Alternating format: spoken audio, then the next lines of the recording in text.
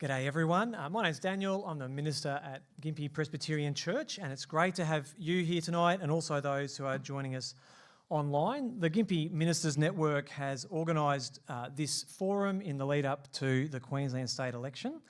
The Ministers Network is made up of the ministers from 19 churches in the Gympie region, and it's great for us to be able to serve our whole region by running this forum tonight. There are actually forums like this happening all around Queensland, and you can see that list if you go online to the Meet Your Candidates website. I want to thank our candidates who are here tonight. So Mr Tony Perrott, who's been the member for Gympie since 2015 and is standing again as the candidate for the Liberal National Party, and Ms Katie McCullum, who's the candidate for the One Nation Party.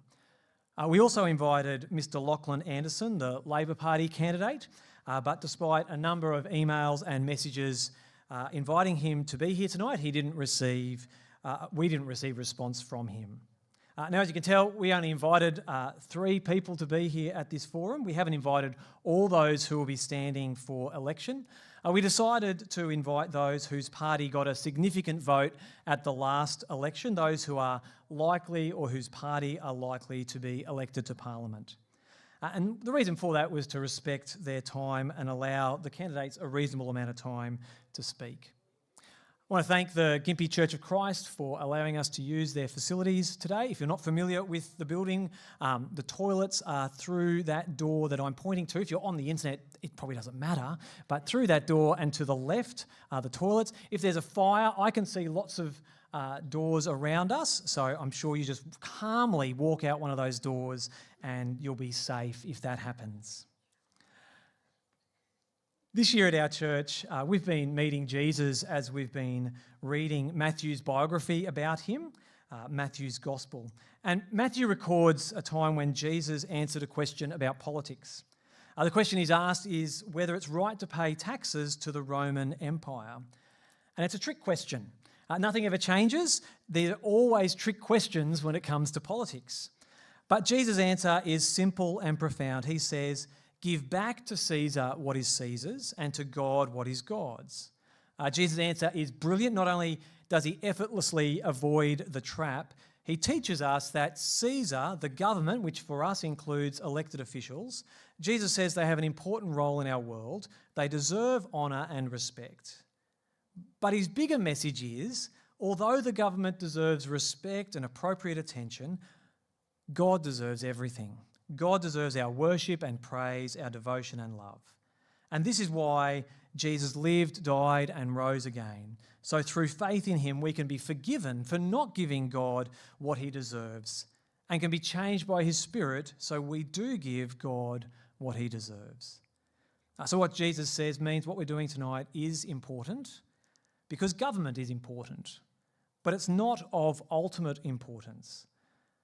Not only those who are elected to office, they deserve our thanks and our respect. It's not an easy task. So I want to thank you, Tony and Katie, and we should thank everyone who's going to put their name forward on the ballot because government is significant and important. And thanks also to those of you who are here and also those who are watching us online because this is important. And most of all, let's keep remembering to give to God what belongs to him our whole lives. I'm going to lead us in prayer and then I'm going to explain what we're going to do tonight. Let's pray. Father God, we thank you for government. We thank you that we live in a country and a state and a region where we do have stable government, where things are generally in control and we don't live in chaos. We thank you for the good gift of government. We thank you for the opportunity we have to vote and to express our opinions on who would be best to form government and to govern us. Lord God, we pray for tonight, and we pray that we will enter into tonight in the right spirit, wanting to listen clearly to the things that the candidates have to say and to ask good questions of them.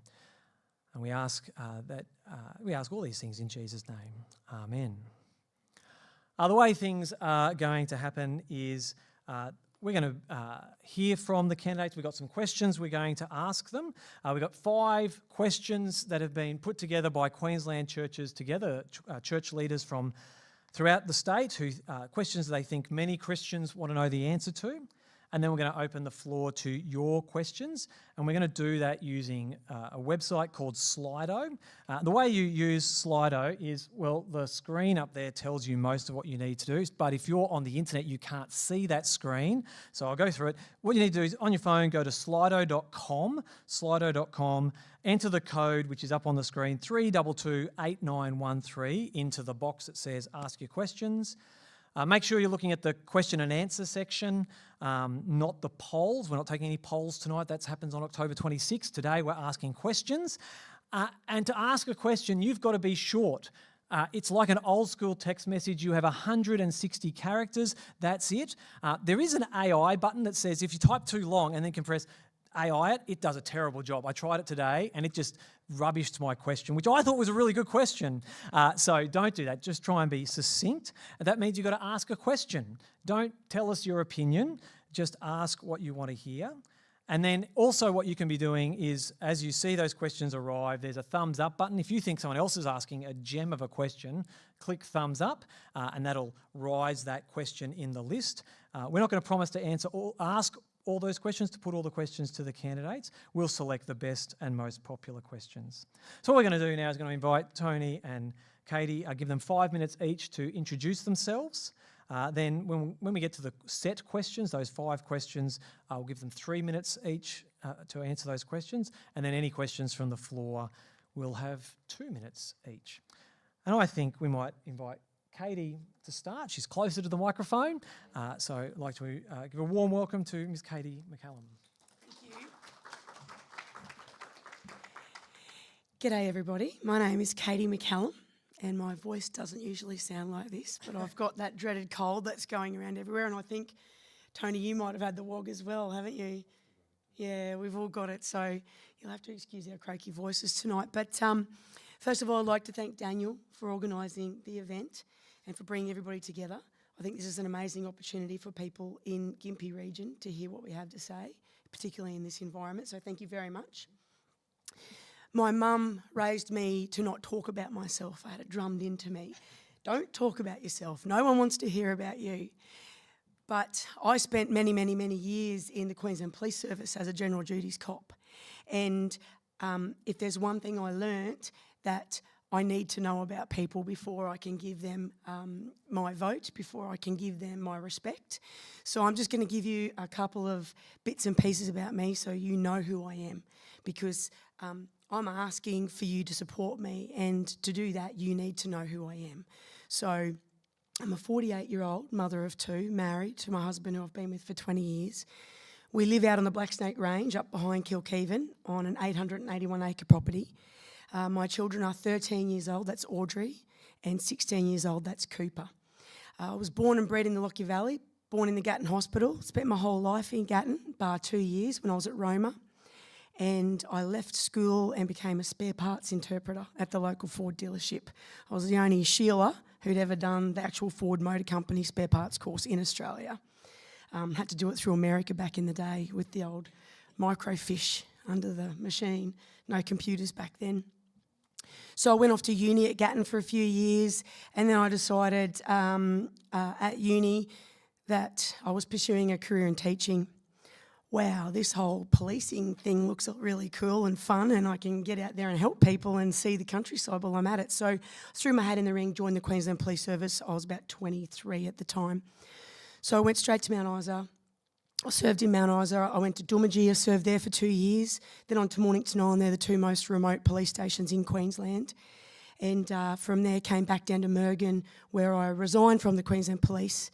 My official resignation date's sometime in January of 2018. And I resigned because my husband and I had relocated from Toowoomba over to Kilkeven. And the reason we came to Kilkeven is because my family roots are here in the Gympie region, but dating back to the 1800s, all the Davies and the Jensens. My brother and his family are here now. He's my only sibling, and we wanted to be in the same location. My parents relocated here as well. So we bought the service station and the shop in Kilkeven. That's used to be a BP, but we sold it last year. It's now the Liberty. And we live there. We love it. We love this region. and we're not going anywhere. They'll be spreading my ashes up there on that mountain one day. That's how much I love it. But over the last 2 years, I came to become the face and the voice, usually a lot louder and clearer than this, of the Kilkeven Action Group. And some of you may have heard about that. We started a fight out there against the high voltage transmission lines that we found out were proposed for our region due to the pumped hydro at Barumba, and that was connected, of course, to forest wind turbines over here at the forest, and then all connected with those solar panels out on the Wide Bay Highway. Now, that fight, I've been in that fight since December of 2022. During that time, where am I up with minutes, sorry? During that time, I'd already known that there was problems in our society, many problems in fact, with bureaucracy. Being a police officer and working in a general duties capacity gives you an amazing insight into how much politics plays in organising the laws that we all live under. And you get to see on the ground how that affects people. And it can affect people in really adverse ways, especially child protection matters, custody matters. And I was always thinking the whole time what you could do to fix these laws and make things better. And then the icing on the cake for me, of course, was these last couple of years with Kilkeven Action Group. I spoke on behalf of that group outside Parliament House in Brisbane, outside Parliament House in Sydney, outside Parliament House in Canberra, alongside many, many politicians. And what I came to see is that whilst they are attempting to do a good job, I believed that I had the spirit and the tenacity and the strength of character because of the life that I've lived to perhaps get in there and do just a little bit better for the people.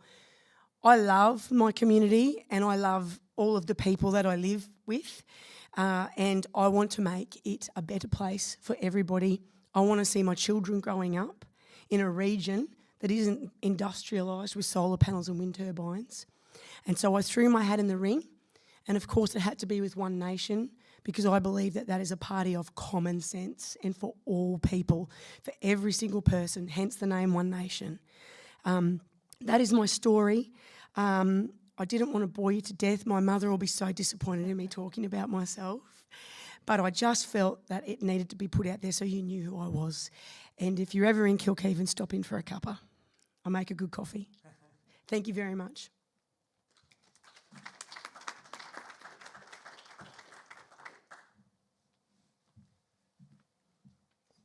Look, well, thank you, Daniel, and to Kevin for the invitation to be here this evening. It's always a great pleasure to come along and attend community events, which is something I've done for a long time in my elected role and probably before that in some other capacities. So, look, I'm Tony Perrott. I am the current state member for Gympie.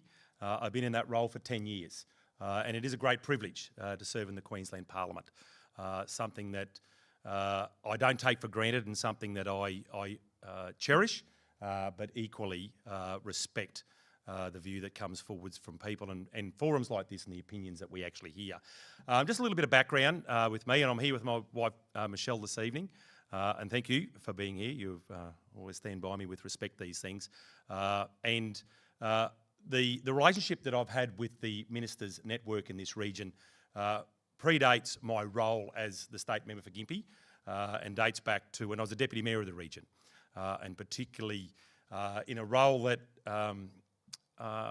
where I built relationships with the various churches and groups across this region through a very simple thing, but something that we honoured every 3 weeks in my local government role was opening in prayer the local council meeting. So that was a rotational system that was in place, and perhaps it's still the same. I think you still do the same, but through that.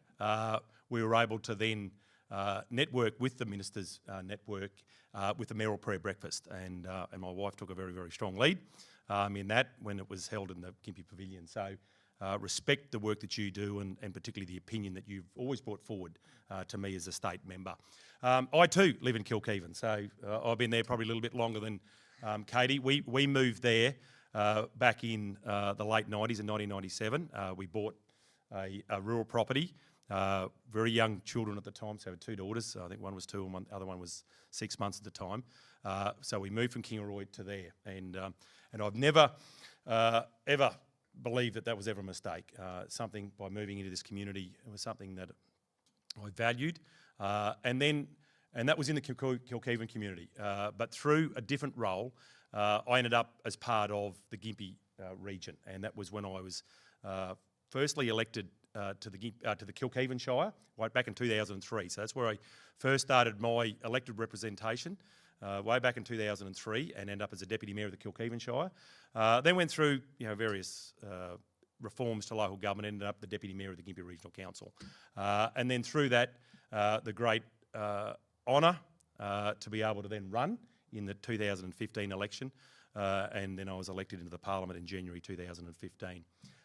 And look, through that period, I've seen some significant change to this region, and we're all seeing that, and we're all experiencing it with the growth that we're seeing in this region, and the challenges that come with that. And there is a lot of change, and that change in most cases is good, but in some cases it's not. And it's something that I've advocated strongly for in my time in the Parliament, albeit elected straight into opposition in 2015, and the challenges that come with that when you don't sit, particularly in a unicameral Parliament. So as we know in Queensland, there's only one house, there's not an upper house. So the government of the day control the agenda, and something that I've never stepped away from is the fierce advocacy on behalf of the constituents of this region, but a lot of frustration through that, and I think we're probably going to hear a bit about that this evening, particularly with some of the questions that you've put forward, and rightfully so.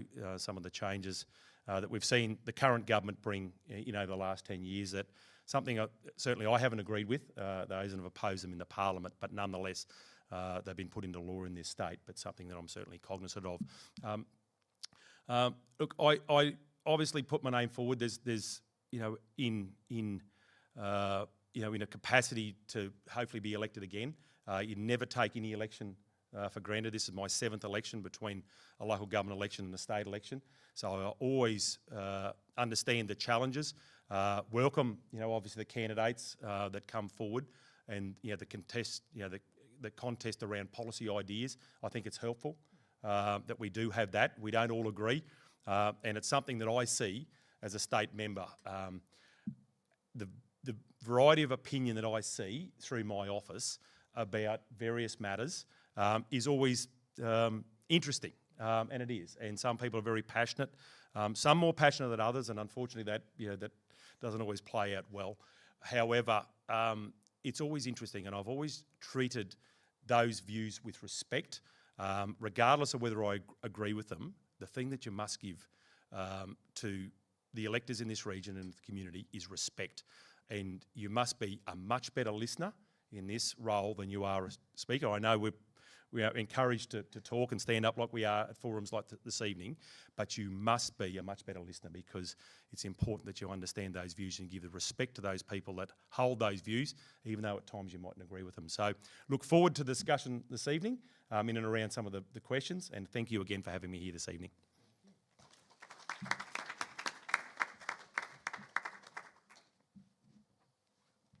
Thank you very much. These questions have been sent to the candidates, so they know what's coming up. I've got spare printouts if you do need them, but no one else knows what these questions are. I mean, some of the ministers do because they've been sent around, but I'm going to read out the questions and then we'll give you an opportunity to respond. So the first question is around freedom of religion and freedom of speech. Recent state legislation has raised concerns about the rights of faith communities to share their beliefs and live them out. For example, the recently withdrawn Anti-Discrimination Bill and then the Respect at Work and Other Matters Act. That's a really snappy title, isn't it? I love that one. Respect at Work and Other Matters Act, which has just passed. So the question is, how will you uphold the rights of freedom of religion and the rights of parents articulated in the International Covenant on Civil and Political Rights, which Australia has signed up to? I thought we might start with Tony, and then we'll hear from Katie. No, look, thank you, Daniel, for that. And look, you make a very, very good point, and something that I've been acutely aware of. And And just a couple of notes that I just made in preparation for this, and I'll just go off the notes because they are critical to this particular issue, and particularly to the faith-based groups that we have in this region. And look, one thing I mentioned before, I've never been afraid to stand up for what I believe in. Through elections and since that 2015 period, and I will continue to do that, and particularly on behalf of the faith-based organisations. And we've seen some legislative amendments and changes in recent times, both at a state and federal level, that are creating significant concern. Look, I'll be blunt. The last 10 years, we've seen an insidious creep of Labor's engineering attempts to undermine parents' Christian values and respect for life. And we've seen that, parliament by parliament, and certainly the time that I've been there. I've fought for the rights of faith-based organisations against the attempts to undermine the fundamental values of parents and their rights, traditions, institutions, and our culture.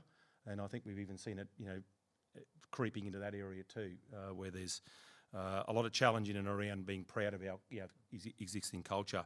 Look, and I'll again be blunt, Labor's obsession with social engineering, woke and activist agendas are destructive.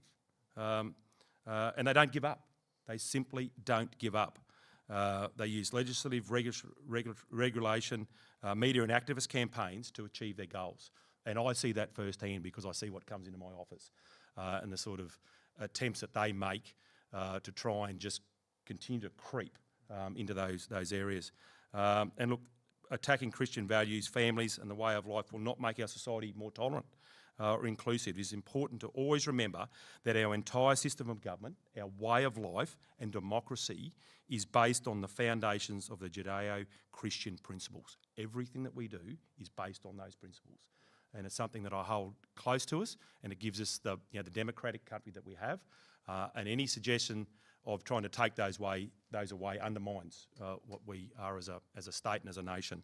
And I'll continue to monitor that insidious creep of government legislation and regulation, which is undermining our traditions, institutions and the values underpinning our culture. And that's something I'm absolutely committed to, have been my entire life, and I'll continue to do that in an elected role in the future if I'm given that privilege. Thank you.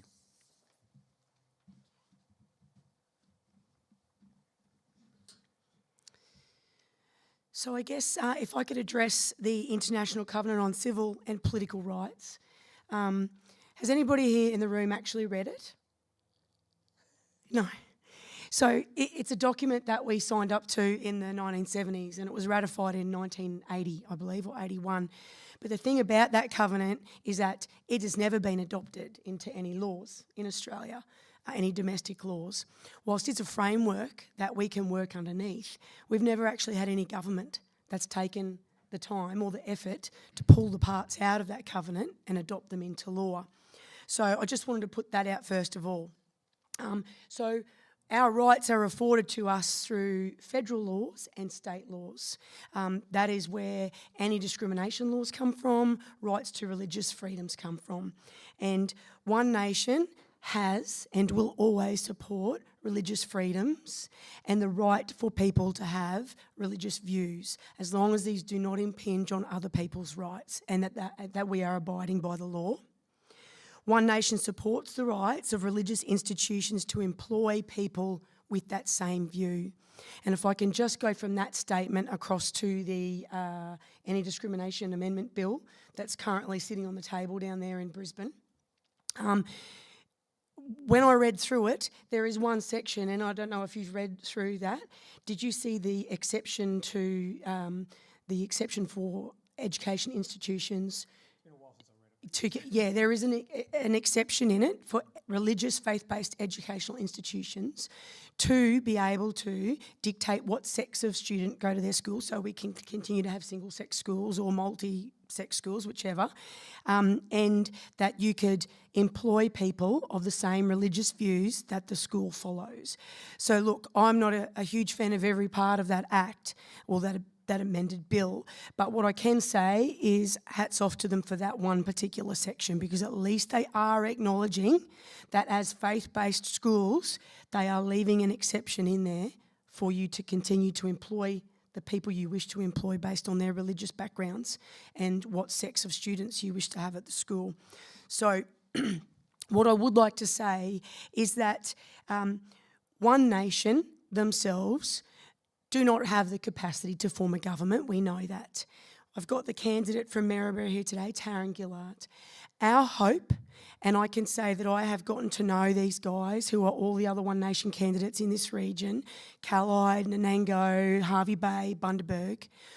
Our hope, and I will tell you that I pray for this every night at the moment, that we get a strong crossbench in the Queensland Parliament so that we may address things like the Anti-Discrimination Amendment Bill and the Respect at Work Act, which we know has been now enforced in legislation.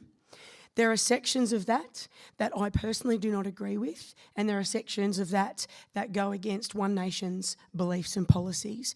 So if we receive the numbers to get a strong crossbench, we will use that position to collaborate with the government of the day, to make amendments, to repeal, to create new law, whatever it takes to ensure religious freedom remains, and that schools are allowed to employ the people they wish to, and churches can do the same. Thank you. Thanks very much. We'll go the opposite way for this next question. Our next question is about housing and homelessness. So Queenslanders are experiencing a multifaceted housing crisis right across the state. Young people can't get into the housing market, families can't find places to rent, and homelessness is increasing markedly, and we know that in our region. And some churches have also taken on various ideas to alleviate things to do with homelessness and housing pressure. So this is a double-pronged question. The first is, what are your plans to address housing affordability, access to affordable and social housing, and addressing the cost of renting? And the second one is, how might you commit to working with churches so that they can also contribute to the relief of this crisis? Thanks, Katie. Thank you. So at a federal level, Senator Pauline Hanson and Senator Malcolm Roberts have worked very hard on some policy around reducing the pressure on the housing market in Australia, including Queensland, of course. And One Nation's policy surrounding this is that they believe that, well, not they, us, One Nation believe that there should not be foreign ownership of residential property in Australia. We stand hard and fast on that, and we will push and fight to introduce that. The second part of that is that we also believe that the mass numbers of immigration into Australia in recent years have given this immediate level of homelessness because of the fact that all of the housing has been taken up by those people. And immigration needs to be lowered to a sustainable level where housing can be freed up and the pressure can be taken off the rental market, and that will then flow on to allow families, to allow organisations who are funded by the government or parts of the government to access the housing that gets freed up, or to build new housing once the pressure is taken off the housing market with those policies. We've also got a policy that relates to allowing people to access some of their superannuation and invest that into the equity of a new home, to get into a new home. Now, obviously that's federal stuff. How am I going for time? Okay, so at a state level, and in particular here in Gympie, in relation to the housing market, I recently met with the Mayor and the CEO, and we had a very productive conversation about the future of Gympie region. We all know that this region needs homes built in it. They need to be built for the families, particularly the ones who are living right now down in tents at this very moment, and we all know where they're all living. I've been down there and seen it. But that will require a substantial amount of investment from the state government to assist with the costs of developing infrastructure like roads, sewerage, electricity.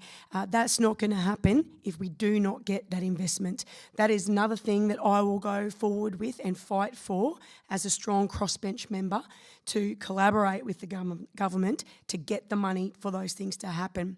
In relation to the homelessness, I was actually not happy about the homeless, happy about what I saw the other day. I dropped a bag of goods down to Marlene Owen at the park, and the young man, who would have been maybe 18 years old, who was helping out a Victory Church shirt on. And I think it probably hit home to me then that he's an 18-year-old man in his own time, and we were ferrying out food to people that had pulled up to get it.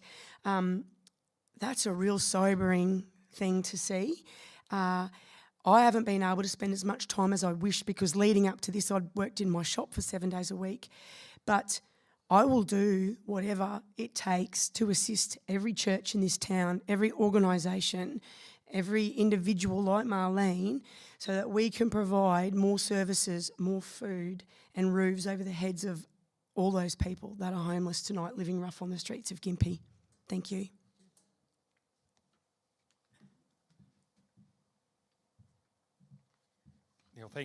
Thank you for that question, Daniel. And dealing with this particular matter is probably the most challenging one that I have as the state member. It is homelessness is something that we've never really experienced in this region before. It's something that is very, very difficult when you have people that come in a desperate situation that don't know whether they're going to have a roof over their head the following evening or even that night. If they lose their rental, it is one of the most challenging.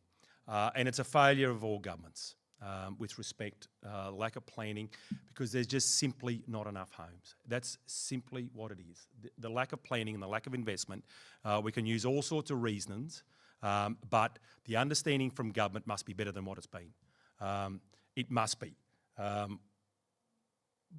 Because if we don't increase the availability of homes, be it social homes for the social housing, or be it even the private sector, if we don't address those concerns, then we fail, and we are failing. In my time, I've seen that increase across the region, and yes, there's many organisations across this region, and Katie's mentioned some of them. I meet with them, I see the work that they do, but they're just plugging a hole and plugging a gap, and that's been the problem. We must deal with the fundamentals of those problems. Look, we've put a number of solutions on the table. It's something that we've been acutely aware of with respect of encouraging both the private sector and also the commitment out of government to increase that, and we are committed to it. But it's not going to be something that's going to be easy to resolve, because we are, in my view, many, many, many years behind where we need to be, and it's across the state and shamefully across the nation in many, many places. But what we see in this region is something we've never experienced before. You mentioned the question about working with churches, and that was something that the current government committed to do. But unfortunately, they have failed to be able to resolve that issue. Churches of all denominations do own a lot of assets, a lot of land assets across this region and across the state. And we are committed to work with them to make certain that that land is available, that the homes can be built on it, and that we work with local government, because a lot of this does, and mentioned before, by Katie that she's spoken to the mayor. I meet regularly with the mayor and the CEO, and they continually raise these sorts of things. And if there needs to be amendments to the Planning Act, well, it needs to happen. And that trunk infrastructure is something that used to be supported by state government, and it was withdrawn. And I remember that back in 2011, when that assistance for that key infrastructure that connects the water and the sewage and electricity to these homes was removed by the state government in 2011 in a cost-cutting measure. So you can track back through various decisions of government why we've ended up in this situation. But we must all be better than what we've been, because people are living in situations that are less than desirable. And thank goodness that we've got groups like Victory Care Services, amongst others, Salvos, and the work that's done by St Vinny's, and many others. And I don't try to be too selective, but I acknowledge the work that they do. But they do it under extreme amount of pressure and and cost, back to those organisations. So, look, it is the most challenging issue that I've dealt with as a state member and continues to be, and something that if we can find ourselves into government, that we're committed through a myriad of policy ideas to deal with. So, thank you for raising that one. Next question is on youth and juvenile crime. Youth juvenile crime is a significant concern in many communities, as is the mental health of young people. Too many young Indigenous people are caught up in the juvenile justice system. Many evidence-based recommendations regarding juvenile crime have been put to various governments. And so the two questions are, how will you identify and address the root causes of juvenile crime and address the mental and social well-being of young people? And what evidence-based solutions are you proposing? I think we'll start with Tony. Yeah, well, thank you. And again, another issue that's obviously affecting this region, affecting this state and this nation. Again, a failure of a number of systems within government that have created this, and also within society. And it's not just always government. Parental responsibilities and a lot of things that link back, through, the values that we hold and respect, or families used to hold, role models and those sorts of things within communities and homes, unfortunately have diminished for a myriad of reasons. And again, we've seen, in a statistical sense, we've seen those challenges in this region. I've, again, deal with a lot of the fallout of this through, again, a myriad of reasons, family breakdowns, children that just simply don't, have that care and that attention at the right time of their life, expecting that schools somehow now should have the, that right, or that, that responsibility to be able to deal with some of these issues, where parents, perhaps don't take them seriously. And I shouldn't generalise, because the majority of families do the right thing and provide that leadership. But we've seen a cohort of young people that have fallen into a recidivist lifestyle. We've just got to look at the sheer numbers of it. 1 in 5 youth offenders now are hardcore recidivist or repeat offenders. That unfortunately the system has failed. And again, I've dealt with some of this through my office, and something that we're absolutely committed to is the resi care, or the residential care system, where I think there's been a lot of failing within that. The responsibility that's given to those people that are in that system hasn't always met the needs of those children that have been placed in it. And then as they age and they get into the cycle of committing crime, then it ends up, a one-way street for it. And unfortunately, it's hard to turn around. So something we're acutely aware of, something that we have solid policies around, but we're also committed to protecting the people that are actually affected by this youth crime. And we don't step away from that.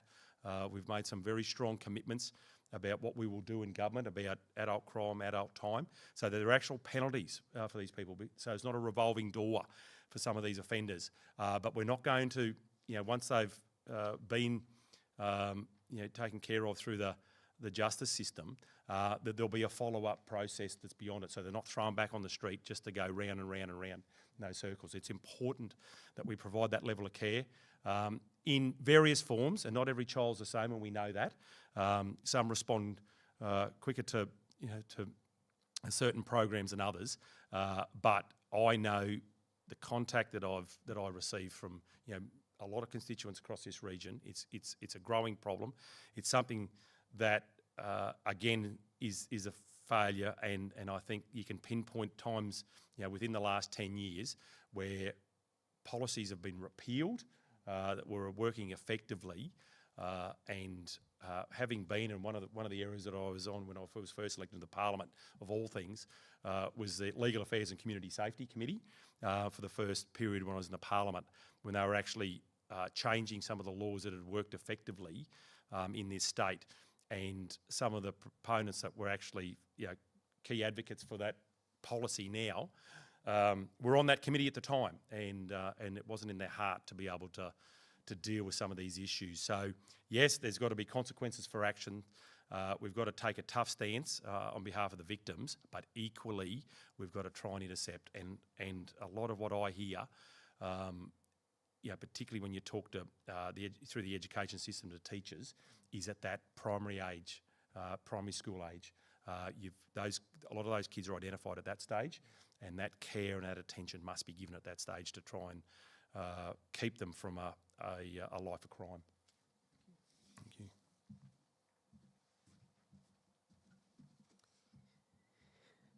Youth crime, where do we start?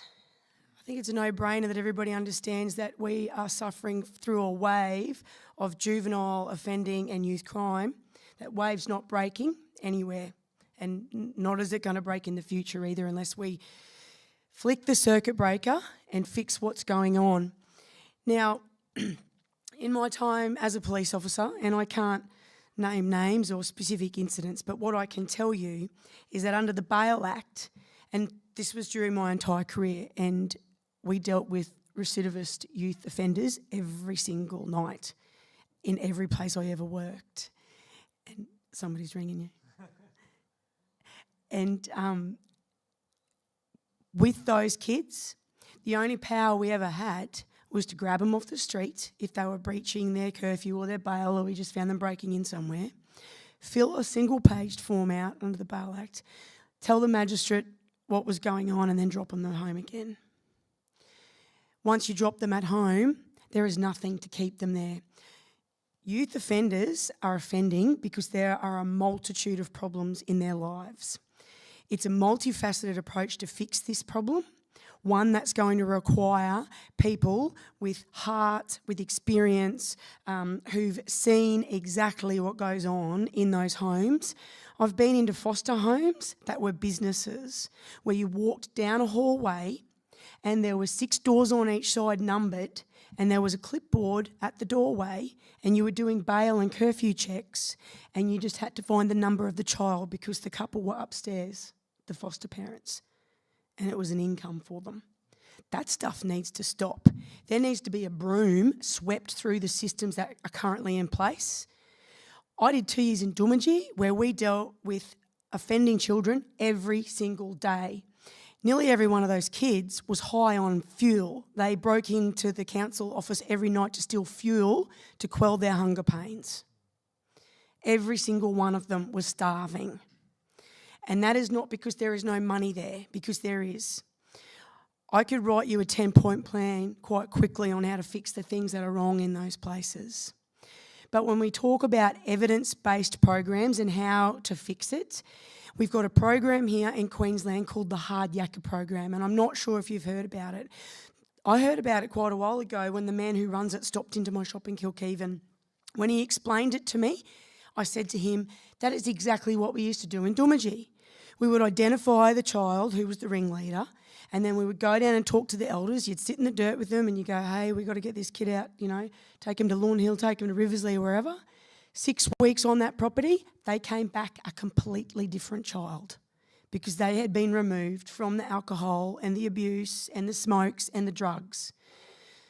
The Hard Yakka program is very similar to this. It works actually up in the Maryborough electorate where Taryn is from, and it's a program of 2 weeks, 12 days. These kids, they're taken there. It's almost like a small army camp, I guess you could call it.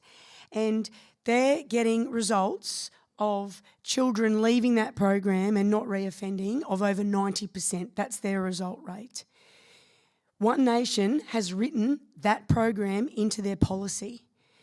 If we can get that strong crossbench that I keep telling everybody about, we would be able to work with the government and get that policy into every regional town throughout Queensland so that when we grab these kids, you're not just dropping them in front of the magistrate for 2 seconds, sending them on their way back out to reoffend, you're taking them straight to the Hard Yakka program. I think it's a brilliant use of taxpayer money because you've got to remember that these children will not stop offending unless we flick a circuit breaker. That's the way I used to see it all the time. Every child I dealt with, I used to think to myself, what's the circuit breaker for this individual child? And then I would make 50,000 phone calls, whatever it took to help fix that kid's life. And the majority of them got better when they were removed from the environment they were in and they were placed in a program like Hard Yakka or put out on one of the cattle properties, which is where most of my experience was from. I believe that those sorts of programs won't only stop the reoffending, but they'll also assist, and let's face it, the mental health state of many youths is in the gutter. These programs will help fix that. But we've all got to do it together and we all have to want to fix it. Thank you. 2 more questions still to come from this section. The next one's to do with changes in our economy and to do with post-fossil fuel extraction economy. So the statement is, and then the question, there is an inevitable move towards reducing fossil fuel extraction industries. In some places, such as with BHP in Newcastle, this transition was managed well with new long-term economic development put in place. What plans do you have to ensure there is viable economic and work opportunities in rural and regional Queensland through this transition? Thanks, Katie. One Nation believes that there is virtually no economic benefit or employment opportunities in the new transition that we've all been brainwashed to believe is necessary to fix the climate change ideology that we're all being told we must fix. We are seeing a malignant cancer creep across the entire nation. Has everybody seen the solar panels on the Wide Bay Highway? The substation out there. There is the equivalent of those panels currently on the way and has probably already arrived at the Port of Brisbane for the expansion of that project. And not only is it going to be expanded across more productive farmland, it's also going to have a BESS attached to it, a battery energy storage system. That's 40-foot shipping containers full of lithium batteries. Currently what we're seeing is we are seeing our productive farmlands, our Australian way of life, our communities, our strong communities, our wildlife habitats, and our rural landscapes, we're seeing them destroyed. And for me, I was raised in a small country town. The fabric of this nation that we all live in was built on the back of those rural towns, of places where characters have come out of who have shaped the history of this country. This renewable energy transition, what it will do is it will destroy those communities. It already is. I can tell you hundreds of stories that I have personally listened to in the last 2 years. Grown men crying in front of me because of the division in their communities because of these projects. One Nation believes in energy prosperity, not energy poverty. And if we continue down the line of renewable energy projects, what we are going to see is we're going to see families being pushed to a point of poverty because they can't pay their electricity bills. We will see businesses becoming insolvent, and I can vouch for that because I own a business. You own a business. We have seen what our electricity bills are doing. They are never coming back down, ever. They are only going to keep going up. And we're going to see industry collapse under the weight of this cost of these actually ridiculous projects. It needs to be stopped.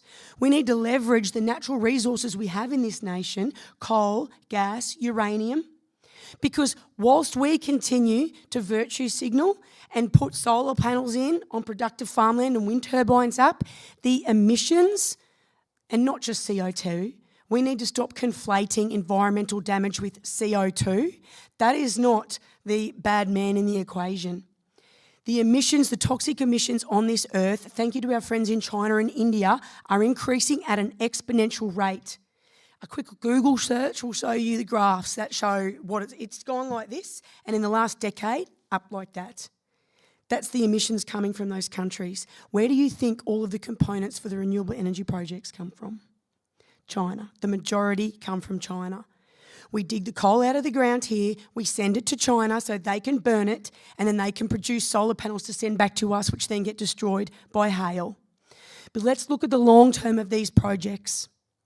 Small towns like the one where we live in Kilkhaven, small towns like Imbil, where the pumped hydro is planned. Yes, we've got these government agencies dangling lollybags in front of everybody at the moment, and they think it's great because they can have some money to do the things that they've been dying to do. I don't blame them for wanting to take the money. I would want to as well. But we need to look to the future, because in 10 and 15 years, it's like paying your house off. You've got no mortgage, and then you burn your house down and you have to build a new one, because none of this stuff's going to last longer than 15 years. Yep. You need to think about that. It's not going to bring jobs to our local towns. I can vouch for that. I live in Kilkeven. I think there's one person who has some part-time work out there at that site. The other couple of guys are specialists who come from over on the coast. All of the workers who are out there, bar 2 tradies who got some bits and pieces of work, were all bought in from other places. A bit like the old school shed program from all those years back. It was going to bring all this money to local economies, but they bought the labour in from everywhere. It's the same thing. We need to think hard about this, because we are throwing away our base load energy, which we currently have, and we are going to be entering a period of rolling blackouts soon if they continue to go down this path. Our energy security is about to be handed to an offshore nation, to China. They will own everything. They already own the transmission lines in Victoria. So I'll just ask everybody to think about this. I'm sorry I'll get on my soapbox about this topic. I feel so passionate about it. I don't want my children being raised where they have to drive along a highway through 20 kilometres of black glass solar panels to get home. It just makes no sense. Thank you.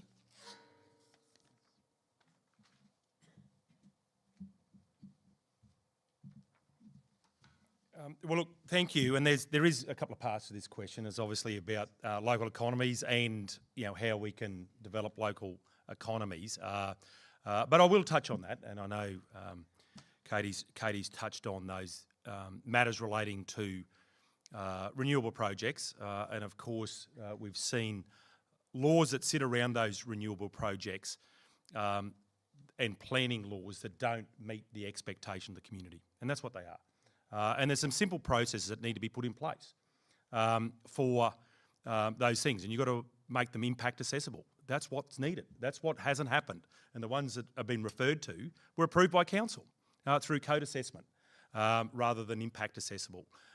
So it doesn't mean that companies and individuals and other people can't make application for certain things, but it means that they must go through a proper and rigorous planning process for those projects.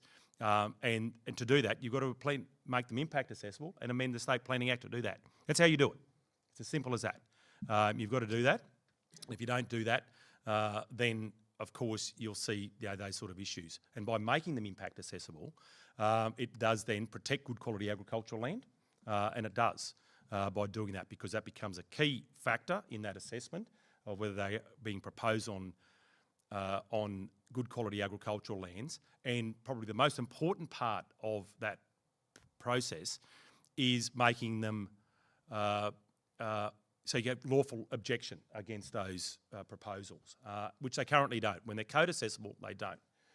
So it gives people that have got a specific interest in those matters, particularly joining landholders and others, the opportunity to make lawful objection that's held up in the courts. So there is a rigorous process that's put in place by doing that. That's simply how you do it. And that's how you deal with all planning issues, whether it's a new coal mine, whether it's other sort of process. They must have the full rigour of planning assessment placed around them. So that's what's got to happen. The other thing too, just for information, we've given a commitment to have a maintenance guarantee on all our existing coal-fired power stations. So I'll make that very clear that that's the case when we talk about those issues. An existing maintenance guarantee on our existing coal-fired power stations, because they do provide that baseload power that we need. But look, just talking about the local economy, and I think that's primarily what you were looking for in this question. We're lucky in this region that we do have a diverse economy. Yes, we don't have high average weekly earnings, and we don't have that, although we're seeing some improvements with that, particularly with the growth that we're getting in this region. We're starting to see some incremental improvement in that area. But we do have quite a diverse economy. So we're not subject to the highs and lows that you see in some regions when you see failures. And the one you mentioned, I think in Newcastle, was there was concern and what that local authority and what that government did at that stage to be able to then build a new economy that sits around it. And we see that happening all the time. We see investment coming into this region from a lot of areas. We're seeing a lot of new people move to this region, and I just know in the time that I've been the member how many new electors we have that have moved into this region, and a lot of them from further south than here that have come in here, and we are building that economy. But the thing that's extremely important is the government investment into that key infrastructure that they're responsible for, like health and hospitals. Something that I've been frustrated about for a long time, and trying to get better health services, and particularly after the Sunshine Coast Hospital and Health Service, the release of their Master Clinical Services Plan identified a lot of that, particularly with our existing hospital, but into road networks. And rather than see roads improved in this region, we've seen speed limits lowered, and that's never a solution to that. We've seen other areas of failure within government investment into this region, and some of them just link back into local government. I know some of the challenges that the local government talk to me. So, look, I'm optimistic about the future of this region. Certainly not pessimistic. I certainly see economic opportunity, but government investment into those key areas that then gives the private sector the confidence to borrow and invest is critical to that for employment. Another area I'll just touch on just very, very briefly, but something that I've seen a lot of value in, particularly with one of my daughters in this region, is higher education, and particularly the investment by the University of Sunshine Coast. Trying to encourage our younger people to want to stop in this region. And if you can do that through trade training, through that, or through tertiary education or other opportunities through our TAFE, that's important. But then you've got to have the jobs that they go to. So I think the prospects for this region economically are good, but equally the government investment into that key infrastructure again is important to make certain that we continue to get that investment. Thanks for those answers. And with Tony mentioning the hospital, I did notice that we've already got a question coming up later about the local hospital. So people are definitely interested in that and wanting to hear more. And talking about the questions, there's a bucket load on the Slido app. Just a reminder, if you want to give your thumbs up or ask a question, you can do that through the Slido app. Because we'll get to that in a moment after our last question, which is about religious instruction in state schools. Which is called RI. So RI in state schools is strongly supported by parents and caregivers across the state of Queensland. It's an important reflection of a multicultural, multi-faith Queensland and is supported by all faith communities. The current enrolment process around RI is confusing and inconsistent, and parents are often not given specific information about what is available at their children's school. Recent changes in other states, in New South Wales, have shown that improving transparency and providing consistent information about specific RI options really helps parents in making good decisions about RI for their children. So the two questions are, will you commit to keeping RI in curriculum time as it currently is? And the second part is, will you work with the RI sector to ensure that parents and caregivers have an informed choice by giving clarity regarding RI options at each school on enrolment and consistent and up-to-date access to information about the specific programs available at each school? Thanks, Tony. Well, thanks, Daniel. And look, this is a very simple one. Yes and yes. And I don't think I need to elaborate too much because I support and value it, have done and went through it when I was a child at school. So it's pretty simple with respect to it. So absolutely, yes and yes. And the other thing I'll just add before I sit down, and I'm cognizant that we're moving on and you've got other questions that are coming in, is also the support for the chaplaincy program within schools. That's critical and something that's been, challenged at times, within government, but something that I know when I meet with school principals and meet with the chappies within schools, the value that they bring. So there's a combination of effort that's needed, but absolutely 100% behind it and happy to to continue that direct advocacy and that direct involvement in supporting those programs.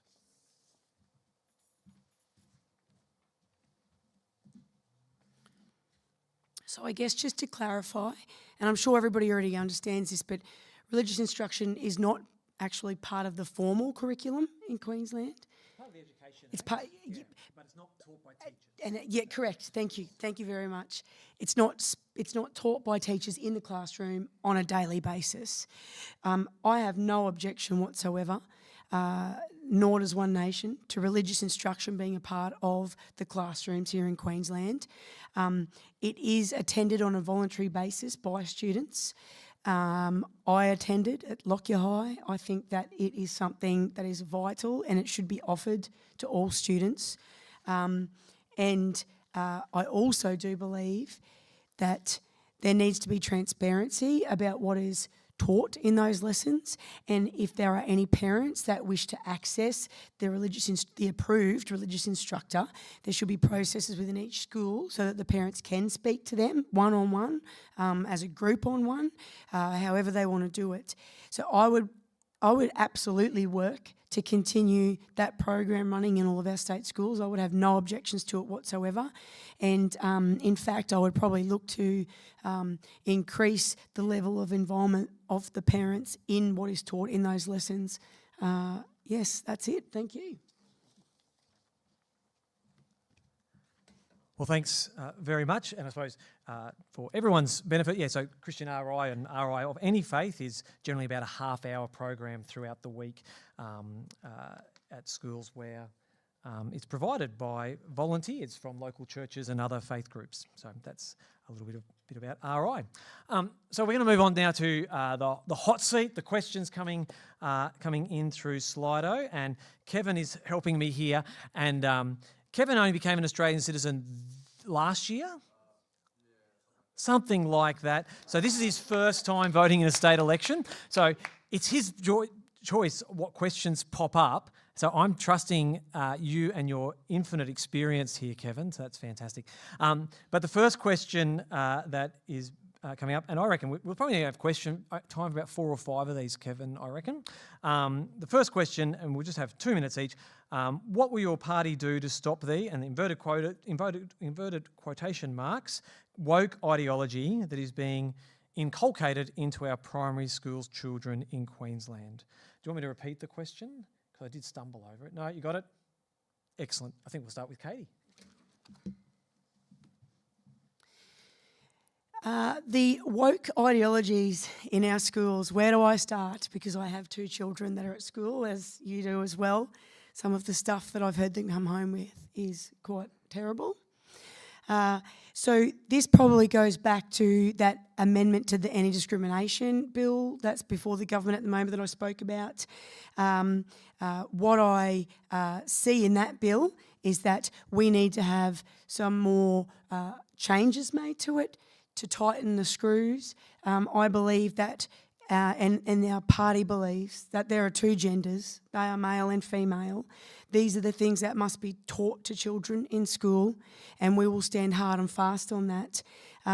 These are the things that we need that strong crossbench for, so that we can push for matters like that to be included in legislation. And if we can do that, that will then trickle down and end up in the schools throughout the education system. Thank you.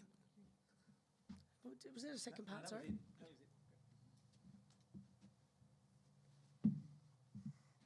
Well, thank you, and a great question, and something that I've seen, as I mentioned earlier, the social engineering and the social change within the systems in the parliament are something I don't support, and I haven't. And to be blunt, the only way that you're going to get rid of that is to get rid of the current government and get a centre-right government in place that doesn't believe in that, and that gets the education system fundamentally correct to start with about the basics, whether it be a male or female, whether it be something that's important to us fundamentally, rather than trying to manipulate. And look, the challenge that we have with this is, and I mentioned, I think in one of my answers earlier, is the fact that you've got these campaigns that are run by these third parties that infiltrate into these processes. So it's not a simple process. And I encourage all good people of good mind to stand up against it. Because yes, I might be one member out of 93 in the Queensland Parliament, but unless there's enough of us, we don't change it. And I encourage that when I meet with all sorts of groups, whether it's in my shadow role as agriculture, fisheries and forestry across this state, when I meet with peak industry organisations, when I meet with community groups, is to make certain that those third parties stand strong against it. Because without them standing strong, then you get governments that weaken to these things, and then you see that incremental creep into these issues. It has no place. Thankfully, I guess when my girls went to school, while it was sort of starting, they were filtered from it because of the type of education that they were given, and that's important. And I think we're starting to see that parents choosing that, with faith-based schools to make certain that those fundamentals are taught to those children at that very young age. And I know when I meet with principals and teachers across this region, they continually raise the breakdown within those schools. So there's some areas where you can point your finger at, but please, if I can encourage particularly the Ministers Network to be a strong advocate in a third-party sense, because it just makes that job for a Member of Parliament that much easier when they're getting that encouragement and that they know what they're doing is correct. Thanks very much. The next question, I'm going to slightly rephrase from what's on there, and I hope I'm still getting the heart of the issue, which is where do you stand on laws regarding abortion? Tony. Oppose it. I've opposed it. You just got to look at my record in the Parliament and the speeches that I've made. Very, very clear. I believe that life is created at conception, and I've never shied away from that. And I don't need to stand here for 10 minutes espousing those views. I'm quite clear around that view, and I've echoed those thoughts in the Queensland Parliament and voted against the laws that were put into the Queensland Parliament, and will continue to do so.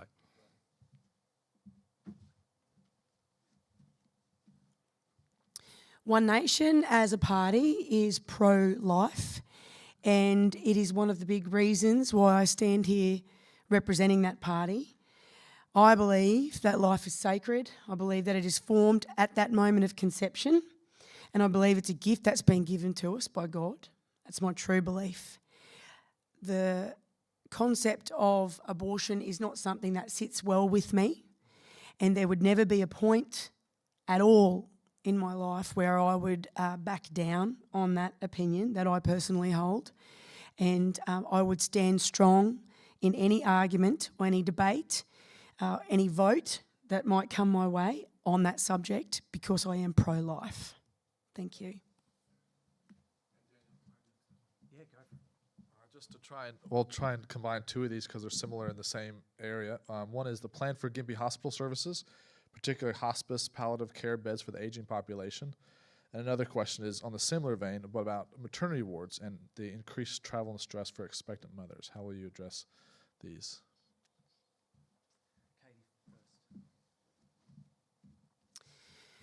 First of all, can I just say that I think that the services that are offered here that we do have access to at the Gympie Hospital and the staff that are there are amazing.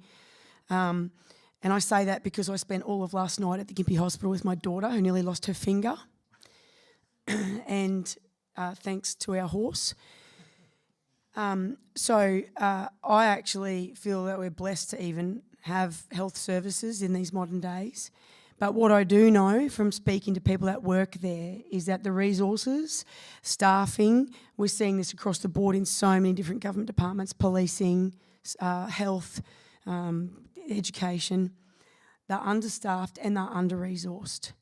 I have made it one of my commitments in this election that I will fight for funding so that we can look and do the studies needed to locate a new medical precinct somewhere within Gympie. We're seeing our population explode. Every single time I look somewhere on Facebook, there's somebody asking, what is it like in Gympie? We want to move there. And you can't blame them really, because it's a pretty amazing place or an amazing region. If I had to choose somewhere to live tomorrow in Queensland, I would definitely pick this region. But we can't continue to survive with the level, or not so much the level of service there is amazing, but with the resources that they've been afforded. It's not just here. You can't even have a baby in most towns in Queensland anymore.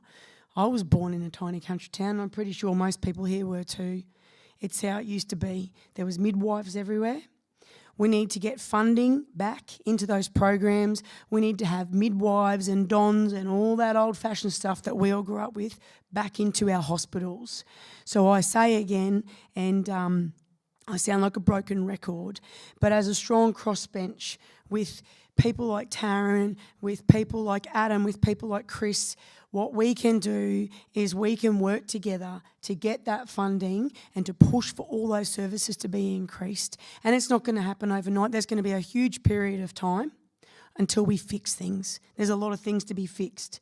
And until that happens, the funding needs to be set aside for more patient transfer, for more staff in that area so that it's easier. I know my dad needs to use it all the time. It's a complicated system. He's a TPI, like a veteran, Vietnam vet, so he's always off to all sorts of specialist appointments, and it's a living hell sometimes. Those systems need to be simplified. Because the current government has removed many of these services from this area, we need to make sure that we can get people to those services until we get them reinstated here. And I will fight tooth and nail to get that stuff back here and to get a new medical precinct. Whilst the population continues to boom north, east, south and west in this region, we are desperately in need of a new medical precinct that's easily accessible. Thank you.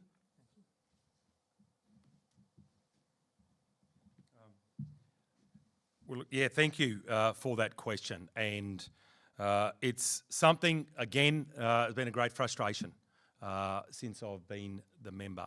The fact that we've seen this hospital service this community well for a long period of time. And the staff do their very, very best in some challenging circumstances. And something that I've advocated for, I've called for, is the release of the business case for better health services and possibly a new hospital in this region. It's something that the government did commit to through the release of the Sunshine Coast Hospital and Health Service Master Clinical Services Plan. And that came about after some strong advocacy for better health services actually on the coastal area, in the Tin Can Bay, Cooloola Cove and Rainbow Beach areas. And Stephen Miles, the current Premier, was a minister at the time when I started writing letters to him as the Health Minister, asking him to deliver those services to the region. Finally, they released the Master Clinical Services Plan that identified all the issues that this hospital has, including one of those being the challenges of the topography, where it's sited, and we know, or situated, and we know that. Why it's situated there, because Gympie, as we know, flows from time to time, and of course things on the top of hills, and perhaps you wouldn't build a hospital in the same spot now. But the frustration's been that when I wrote to successive health ministers to actually ask them to expedite that business case, they refused. I've also asked them to purchase or identify a new site for that possible new hospital, and they refused to do that. So we still don't have that business case released, because you've got to have that, or that business case must be released so you know what you're dealing with, and then you can get into the departmental round of funding or allocation for those hospital and those health services. Now, the Gympie Hospital just doesn't service Gympie.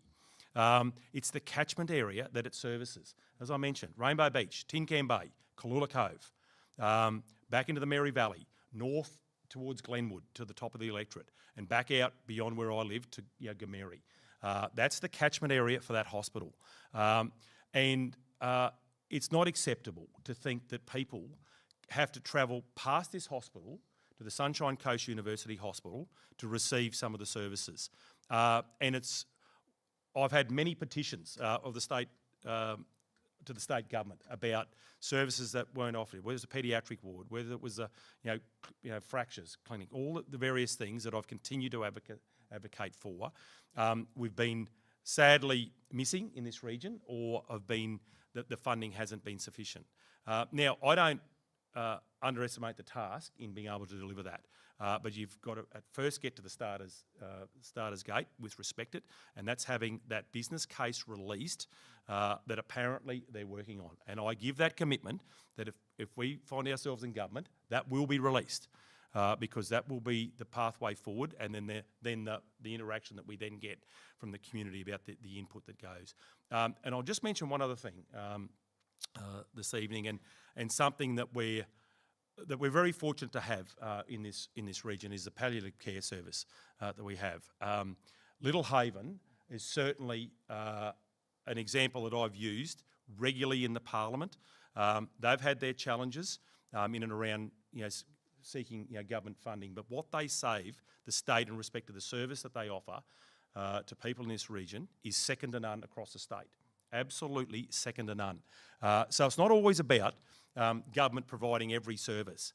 It's about finding opportunities within communities for partnering, and I know that can happen. Yes, there's fundamental things that the state must offer, but equally, when we see examples of Little Haven and the service they offer, and then we see on the back of what we saw the private hospital close in recent times, and government said that'd have no impact. Of course, it was going to have an impact on health services in this region. So it's probably the one that I receive the most complaints about as a member, amongst a few other issues. But health is again challenging because people want to get that level of care and service locally, and if we can offer that here, then it takes pressure off other hospitals, particularly the Sunshine Coast University Hospital. So absolutely, we will deliver that business case, and we'll have a path forward for improved health services for the whole region.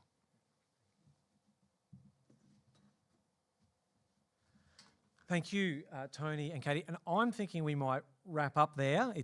We're getting on with time, and I want to honour all of us and our commitment to being here tonight and not making it too late a night. So I want to finish by thanking our candidates, Mrs. Katie McCallum and Tony Perrott, for coming and speaking and being, in my impression anyway, honest and open about their positions and what they'd like to see going forward. I want to thank a bunch of people, or a couple of people who've volunteered. So I've already mentioned Kevin and embarrassed him, but also Dustin McLaren and Chris Clark, who've made the live stream happen. So if you're at home on the internet, you can give them a big round of applause, and no one will ever know, because that's the nature of the internet.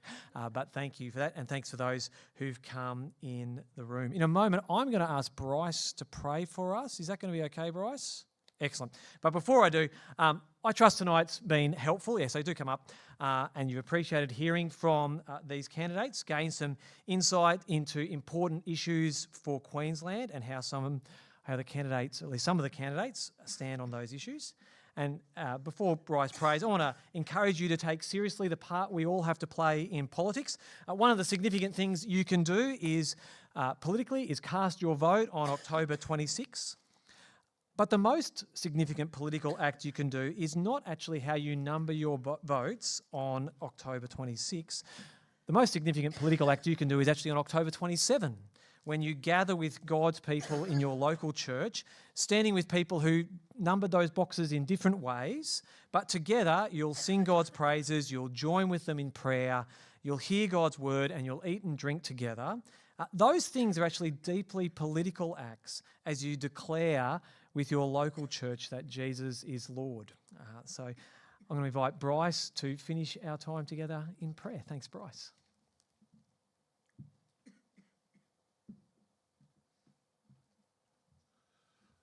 Thank you, Daniel, and I should firstly apologise for being late. I won't tell you the reason, it's ridiculous. Let's join together in a few quiet moments. Loving Father, you've given witness to this gathering here and the good character and good humour that's prevailed. We're really thankful and appreciate the input of our two respective applicants to be chosen as representatives for this community. Lord, we pray that you would bless and strengthen them in their endeavours. It's always pleasing for Christian folk such as we are to note the underlying character of the presentations of those who set themselves to achieve political office. And we know that the world's not favouring that stance, but to see it here on a local scene, we as local Christians are very grateful. Lord, we pray that you'll keep everybody safe on their journeys home. Keep us safe until we do indeed come to make our mark on the voting papers, and we accept that all things are according to your will. And we pray this in Jesus' precious name. Amen.